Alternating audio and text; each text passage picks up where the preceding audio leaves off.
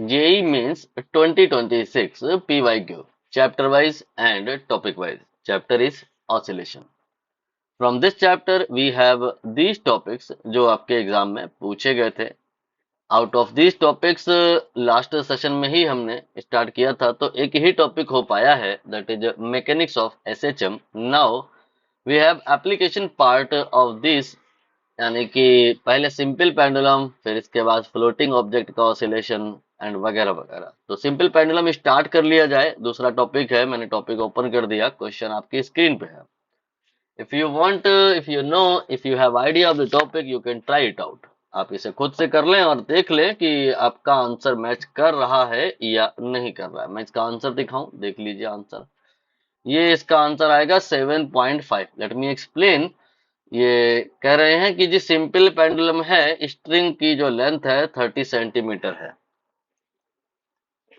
और देखते क्या है कि 20 ऑसिलेशन हो रहा है 10 सेकंड में. ये बात इस बात के लिए दी गई है कि आप with the help of that time period निकाल पाओ. 20 ऑसिलेशन ये कहते हैं 10 सेकंड में. इसका मतलब ये है कि भाई साहब एक ऑसिलेशन होगा, लेकिन 10 सेकंड में नहीं होगा. 10/20, 10/20, 0.5 सेकंड में होगा. इसके बाद में ये तब है जब आपका पेंडुलम, सिंपल पेंडुलम बनाया गया है एक ऐसी रस्सी से जिसकी जो लेंथ है वो according to the question 30 centimetre है.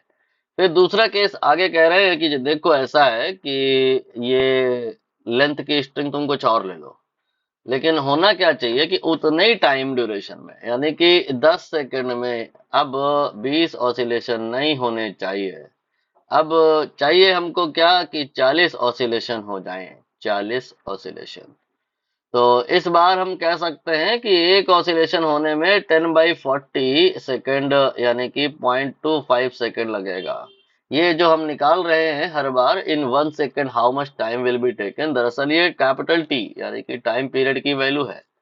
दूसरे वाले केस में स्ट्रिंग की लेंथ कितनी होगी ये हमें बताना है. Time period in case 1 0.5 and in case 2 0.25, length in case 1 30 and in case 2 we have to find. Formula होता है इसके लिए हमारे पास में t बराबर 2 पाई देन अंडर रूट में L/G, और यहाँ पर से हम कहेंगे t proportional to square root L, यानी कि T1/T2 will be equal to under root में L1/L2. अब वैल्यू रख दें 0.5 एंड डिवाइड बाई 0.25.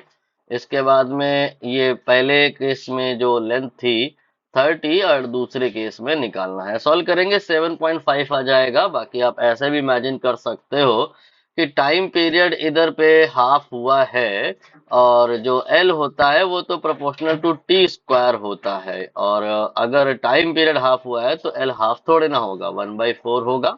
और पहले लेंथ 30 सेंटीमीटर थी, तो अब उसका 1/4 यानी कि 7.5 हो जाएगी. ये इसका आंसर हो गया. उम्मीद कर रहे हैं समझ आया होगा. ये तो बहुत सिंपल था.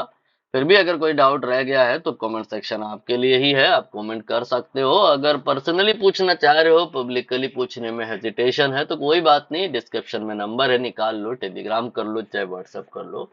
एक और बात फाइनली कि पिन कमेंट में आपको इस प्लेलिस्ट का लिंक मिल जाएगा. बेटर कि आप उस लिंक से वीडियोस को देखें, सीरीज को देखें, सो दैट आपको वीडियो सीक्वेंस में मिले, और वो भी मिले जो पब्लिक हो चुके हैं और जो नहीं हो चुके हैं, ऑल काइंड ऑफ वीडियोस.